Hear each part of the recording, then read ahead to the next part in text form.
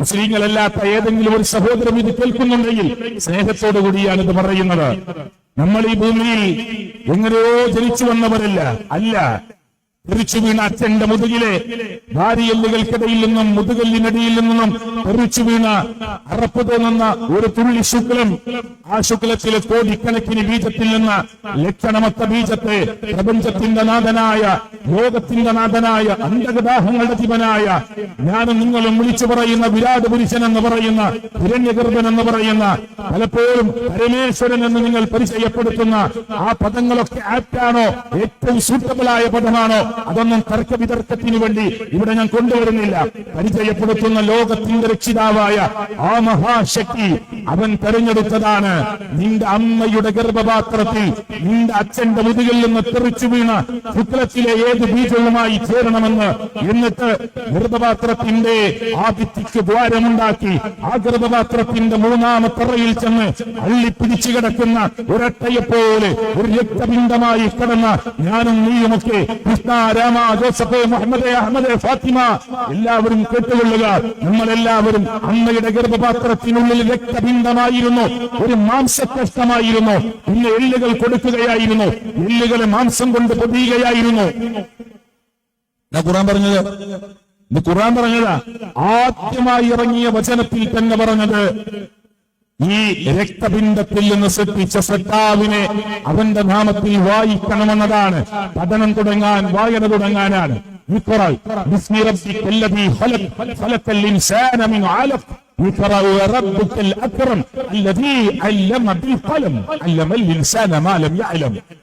ഖുർആനിലെ ആദ്യം മുസ്ലിങ്ങൾ ഇത് കേൾക്കുന്നുണ്ടല്ലോ.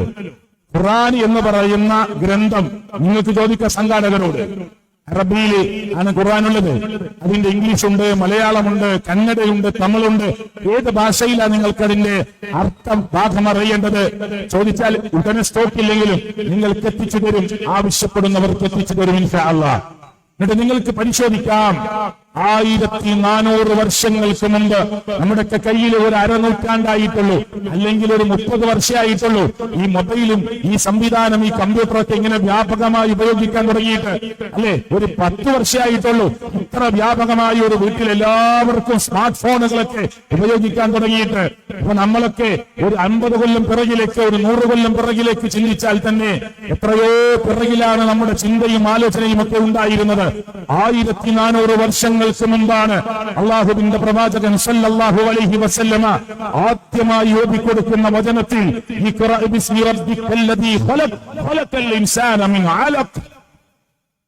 അലഖ് എന്ന പദത്തിന് അറബിയിൽ അർത്ഥം അട്ടന, ഒരർത്ഥം അള്ളിപ്പിടിച്ചു നിൽക്കുന്നതെന്നാ. ഇവിടെ ഡോക്ടർമാരുണ്ടാവില്ലേ, സിസ്റ്റർമാരുണ്ടാവില്ലേ, ഹോസ്പിറ്റലിൽ വർക്ക് ചെയ്യുന്നവരുണ്ടാവില്ലേ? അബോർഷൻ നടത്തുമ്പോ ഡോക്ടർ എന്താ പറയാറുള്ളത്? എല്ലാം ക്ലിയർ ചെയ്തിട്ടുണ്ട്, എന്നാലും അള്ളിപ്പിടിച്ചു നിൽക്കാൻ സാധ്യതയുണ്ട് ചില വശങ്ങൾ, അതുകൊണ്ട് ഈ ടാബ്ലറ്റ് കഴിക്കണമെന്നാ ഖുർആൻ പറയണേ. ഈ തെറിച്ചു വീണ ശുക്ലത്തിൽ നിന്ന് ബീജവും അണ്ടവും ചേർന്ന് അമ്മയുടെ അണ്ടവാഹിനി കോയിലിലൂടെ സഞ്ചരിച്ച് അത് അമ്മയുടെ ഗർഭപാത്രത്തിന്റെ മൂന്നാമത്തെ ഇരുത്തറയിൽ ചെന്ന് ആ ഭിത്തിയിൽ അള്ളിപ്പിടിച്ച് തൂങ്ങിപ്പിടിച്ചു നിൽക്കും. സുബ്ഹാനല്ലാഹ്, സുബ്ഹാനല്ലാഹ്. ഇത് ഖുർആൻ 1400 വർഷങ്ങൾക്ക് മുമ്പ് പറഞ്ഞതാണ്. മുഹമ്മദ് റസൂൽ സല്ലല്ലാഹു അലൈഹി വസല്ലം ഇത് പറയുമ്പോ ഈ നാട്ടിലെ മുസ്ലിങ്ങളെ, അമുസ്ലിങ്ങളെ ഇത് പ്രവാചകൻ പറഞ്ഞു കൊടുക്കുമ്പോ പ്രവാചകന് സ്വന്തം ഭാഷയിൽ സ്വന്തം പേര് പോലും എഴുതാൻ അറിയില്ല, പൂർണ്ണ നിരക്ഷരനാണ്. അതുകൊണ്ട് അബൂജഹല്, അതുകൊണ്ട് അബൂലഹബ്, അതുകൊണ്ട് അവിടുത്തെ ശത്രുക്കൾ ചോദിച്ചത് എഴുത്തും വായനയും അറിയാത്ത മുഹമ്മദിന്റെ നാവിൽ നിന്ന്, സല്ലല്ലാഹു അലൈഹി വസല്ലമയുടെ നാവിൽ നിന്ന് അത്ഭുതങ്ങൾ ലോകത്തിന്റെ മുന്നിൽ വാരി വിതറുന്ന ആശ്ചര്യഭരിതമായ അറിവിന്റെ ജ്ഞാനത്തിന്റെ മുത്തുമൊഴികൾ എങ്ങനെയാണ് അടർന്നു വീഴുന്നത് എന്ന് മുസ്ലിങ്ങളാവാത്ത ആളുകൾ അന്ന് ചോദിച്ചിട്ടുണ്ട്. എന്താ ചോദിച്ചത്? അക്ഷരജ്ഞാനമില്ലാത്ത, വൈജ്ഞാനിക മേഖലയിൽ ചെന്ന് പഠനം നടത്തിയിട്ടില്ലാത്ത, നിരക്ഷരനായ, സാക്ഷരത നേടിയിട്ടില്ലാത്ത അബ്ദുള്ളയുടെ മകൻ മുഹമ്മദ് സല്ലല്ലാഹു അലൈഹി വസല്ലമയുടെ ചുണ്ടുകളിൽ നിന്ന്, നാവുകളിൽ നിന്ന് വൈജ്ഞാനികമായ ജ്ഞാനത്തിന്റെ ഏറ്റവും വലിയ മുത്തുമടികൾ അടർന്നു വീഴുന്നത് നിങ്ങൾ അത്ഭുതപ്പെടുത്തുന്നു, ആശ്ചര്യപ്പെടുത്തുന്നുവെന്ന് 1400 വർഷങ്ങൾക്ക് മുമ്പ് അത് കേട്ടവർ അതേ സ്ഥലത്ത് വെച്ച് പറഞ്ഞിട്ടുണ്ടായിരുന്നു. അത് അള്ളാഹുവിന്റെ പ്രവാചകൻ സല്ലല്ലാഹു അലൈഹി വസല്ലമയുടെ കഴിവല്ല, അല്ല, പിന്നെ അള്ളാഹ് അറിയിച്ചു കൊടുത്തതാ. നിങ്ങൾ പരിശോധിച്ചോളൂ. ഇവിടെ ബൈബിള് ലോകത്ത് വാങ്ങാൻ കിട്ടും. ഗീതയുണ്ട്, രാമായണമുണ്ട്, ഉപനിഷത്തുക്കളുണ്ട്, വേദപുസ്തകങ്ങളുണ്ട്. പ്രിയപ്പെട്ടവരെ, ഖുർആൻ എന്ന് പറയുന്ന വേദപുസ്തകം നിങ്ങൾക്ക് നോക്കാം. മനുഷ്യത്വരഹിതമായ ഒരു പദപ്രയോഗം ഖുർആനിലില്ല. പ്രകൃതി വിരുദ്ധമായ ഒരു പദപ്രയോഗം ഖുർആനിലില്ല. ഇല്ല. ഖുർആനിലെ ചില വാചകങ്ങളിൽ നിന്ന്, സെന്റൻസുകളിൽ നിന്ന് 6236 സെന്റൻസുകൾ, ആയത്തുകൾ വരുന്നതാണ് ഖുർആൻ. 114 അധ്യായം, ചാപ്റ്ററുകൾ വരുന്നതാണ് ഖുർആൻ. ഈ 6236 ആയത്തുകളിൽ നിന്ന് തന്റെ ഇഷ്ടപ്രകാരം തനിക്ക് വെട്ടിമുറിക്കാൻ പറ്റുമെന്ന് തോന്നുന്ന ചില വാചകങ്ങൾ അടർത്തി മാറ്റി, സന്ദർഭത്തിൽ നിന്ന് അടർത്തി മാറ്റി, പ്രിയപ്പെട്ടവരെ, മാനവകുലത്തിന്റെ മുന്നിൽ തെറ്റിദ്ധരിപ്പിച്ചു എന്നതല്ലാതെ പരിശുദ്ധ ഖുർആനിലെ ഓരോ സെന്റൻസും വായിക്കുന്നവർക്ക് മാനവികതയുടെ അർത്ഥതലമില്ലാതെ, സ്നേഹത്തിന്റെ അർത്ഥതലമില്ലാതെ, ആർദ്രതയുടെ അർത്ഥതലമില്ലാതെ, സാഹോദര്യത്തിന്റെ അർത്ഥതലമല്ലാതെ, മനുഷ്യത്വത്തിന്റെ അർത്ഥതലമല്ലാതെ, വൈജ്ഞാനിക ലോകത്തിലേക്ക് ക്ഷണിക്കുന്ന അർത്ഥതലമല്ലാതെ, പാരത്രിക ലോകത്തിന്റെ വിജ്ഞാനം പകർന്നു കൊടുക്കുകയല്ലാതെ, മരണാനന്തരമുള്ള ലോകത്തെക്കുറിച്ച് പഠിപ്പിക്കുകയല്ലാതെ, ഐഹിക ജീവിതത്തിന്റെ നശ്വരതയെക്കുറിച്ച് ബോധ്യപ്പെടുത്തുകയല്ലാതെ, വരാനിരിക്കുന്ന പാരത്രിക ലോകത്തിന്റെ ആവശ്യകതയെ ഊന്നിപ്പറയുകയല്ലാതെ, ഇല്ല. പ്രകൃതി വിരുദ്ധമായ ഒരക്ഷരം പോലും അള്ളാഹുവിന്റെ ഖുർആനിൽ കാണിക്കാൻ ലോകത്തൊരാൾക്കും കഴിയില്ല. എന്തുകൊണ്ട്? അത് മുസ്ലിങ്ങളുടെ അവകാശവാദമല്ല, അത് മനുഷ്യരുടെ അവകാശവാദമാണ്. ഇത് മനുഷ്യർക്കുള്ള ഗ്രന്ഥമാണ്. അതാ പറഞ്ഞത്, സിത്താങ്കുളിയിലെ മുസ്ലിങ്ങളല്ലാത്ത ഒരാള് എന്നാ ഖുർആൻ ഒന്ന് നോക്കട്ടെ, ഞങ്ങൾക്കൊന്ന് വായിക്കണം, ചോദിച്ചോളൂ, നിങ്ങൾക്ക് തരാം. ഈ ഖുർആൻ ഇത് മുസ്ലിങ്ങൾക്ക് മാത്രമുള്ളതല്ല. ഖുർആൻ തന്നെ പറഞ്ഞത് ഹുദൽ ലിന്നാസ്, ഇത് ജനങ്ങൾക്കുള്ള സന്മാർഗമാണ്. ഇതൊരു വഴികാട്ടിയാണ്. ആർക്ക്? ലിന്നാസ്, മനുഷ്യർക്കുള്ള സന്മാർഗത്തിന്റെ ഗ്രന്ഥമാണ്. അത് നിങ്ങളെല്ലാം പരിശോധിക്കാം.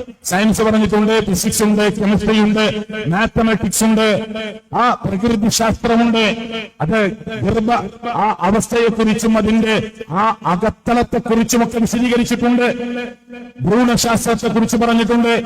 എവിടെയെങ്കിലും ഇത്രയും വലിയ പുരോഗതി പ്രാപിച്ച 2023 എന്ന് പറയുന്ന 21ാം നൂറ്റാണ്ടിന്റെ പുരോഗതിയുടെ ലോകത്ത് കയറി നിൽക്കുമ്പോ ഇതാ ഈ ഖുർആൻ പറഞ്ഞത് ഇക്കാലഘട്ടത്തിന് യോജിക്കാത്തതാണ് എന്ന് പറയാൻ പറ്റുന്ന ഒരു വാചകമോ, ഒരു സെന്റൻസോ, ഒരു വാക്കോ പരിശുദ്ധ ഖുർആനിൽ നിന്ന് ലോകത്തിന്ന് വരെ ഒരാൾക്കും എടുത്തു കാണിക്കാൻ പറ്റിയിട്ടില്ല എന്ന് ഞാൻ പറയുന്നത്, ധൈര്യത്തോടുകൂടി പ്രഖ്യാപിക്കുന്നത്, ആ ഖുർആൻ എന്ന് പറയുന്നത് ലോകം അവസാനിക്കുന്നത് വരെ ഇലാ യൗമിൽ ഖിയാമ നിലനിൽക്കുമെന്ന് നമ്മുടെ മുമ്പാകെ പറഞ്ഞു തന്നിട്ടുള്ളത്, അത് വാചകമായി, സംസാരമായി ലോകത്തിന്റെ മുമ്പിലേക്ക് തന്ന പ്രപഞ്ചത്തിന്റെ നാഥനായ റബ്ബാണ്.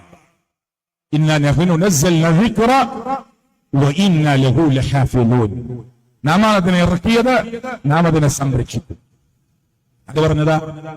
ഇവിടുത്തെ ഹിന്ദുക്കളുടെ ദൈവം പറഞ്ഞതാണ്, ഇവിടുത്തെ ക്രൈസ്തവരുടെ ദൈവം പറഞ്ഞതാണ്, ഇവിടുത്തെ മുസ്ലിങ്ങളുടെ ദൈവം പറഞ്ഞതാണ്, ഇവിടുത്തെ നിരീശ്വരവാദികളെ നിങ്ങളുടെ ദൈവം പറഞ്ഞതാണ്. അല്ലേ? ഇ കെ നായനാർ എന്ന് പറയുന്ന ഒരു മനുഷ്യൻ ലോകത്തെ നമ്മുടെ കേരളക്കരയിൽ ജനിച്ച് ജീവിച്ച് മരിച്ചുപോയില്ലേ? അയാളെന്ന് പറഞ്ഞാൽ ഞാനൊരു നിരീശ്വരവാദിയാണ്. പത്രക്കാരും ചാനലിന്റെ ആളുകളൊക്കെ ഇ കെ നായനാർ എന്ന് പറയുന്ന മനുഷ്യനെ ഇടയ്ക്കിട്ട് ഇങ്ങനെ കുത്തി ചോദിച്ചപ്പോ അദ്ദേഹം പറഞ്ഞു, എന്റെ സംസാരം ഞാൻ ഇവിടെ ക്ലോസ് ചെയ്യാണ്, എനിക്ക് പറയാനൊക്കെ പറഞ്ഞു കഴിഞ്ഞു, ഇനി നിങ്ങൾ പോയിക്കോളൂ. ഇനി നാളെ ഞാൻ പറയാത്ത ഒന്ന് പത്രത്തിൽ വന്നാൽ, മാധ്യമങ്ങളിൽ വന്നാൽ എനിക്ക് നിങ്ങളോടൊന്നും പറയാനില്ല, എല്ലാം കേൾക്കുന്ന ഒരുത്തൻ മേലെയുണ്ട്. ആര് പറഞ്ഞതാ? ഇ കെ നായനാർ പറഞ്ഞതാ. പത്രക്കാരോട് എഴുതിയിട്ടില്ലേ? നായനാർ പറഞ്ഞതാ.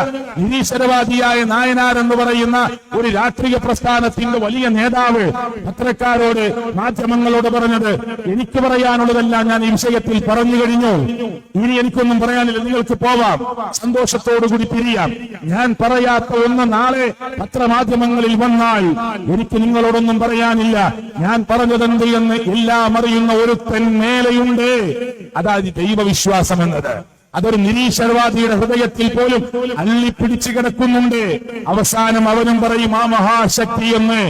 ആ മഹാശക്തിയുടെ പ്രിയപ്പെട്ടവരെ സംസാരമാണ് ഖുർആൻ. ഖുർആനിനെ അറബിയിൽ ഇങ്ങനെയാണ് പറയാ, കലാമുല്ലാഹ്, ദൈവത്തിന്റെ സംസാരമാണ് ഖുർആൻ.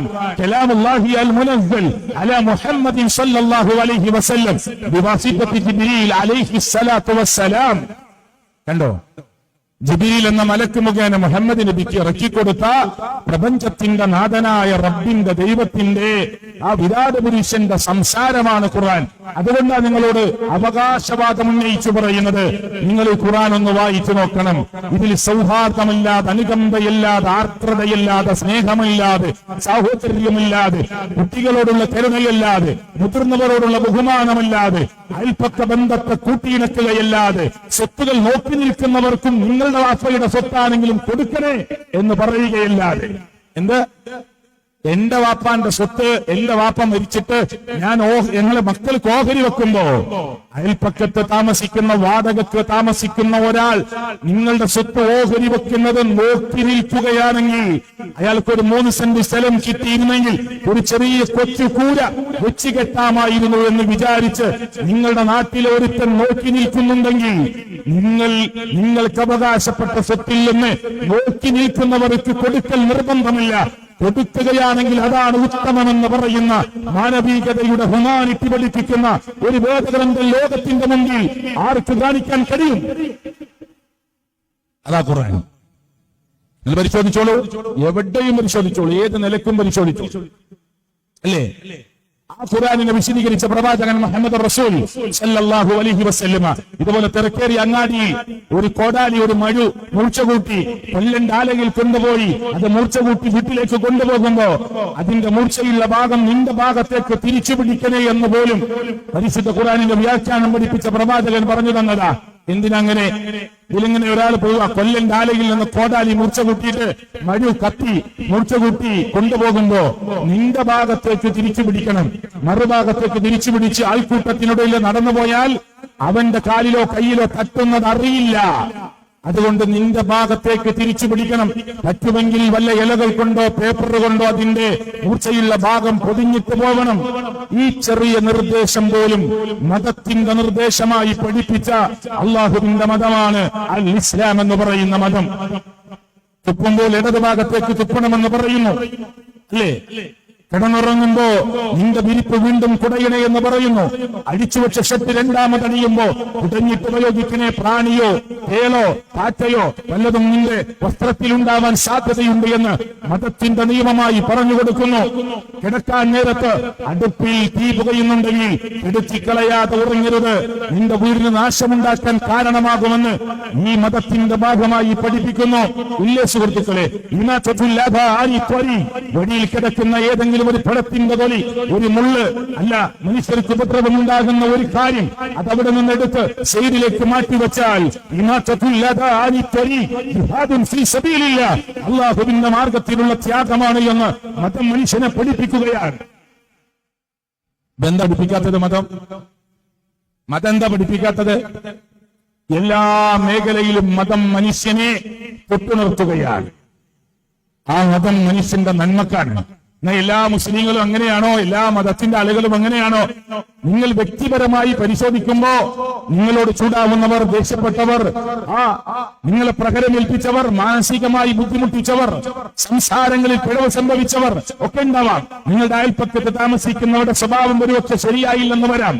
അതൊക്കെ ചില വ്യക്തികളുടെ, ചില കുടുംബത്തിലെ ആളുകളുടെ, ചില ആളുകളുടെ വ്യക്തിത്വങ്ങളുടെ പോരായ്മയായിട്ടാണ് മനസ്സിലാക്കേണ്ടത്.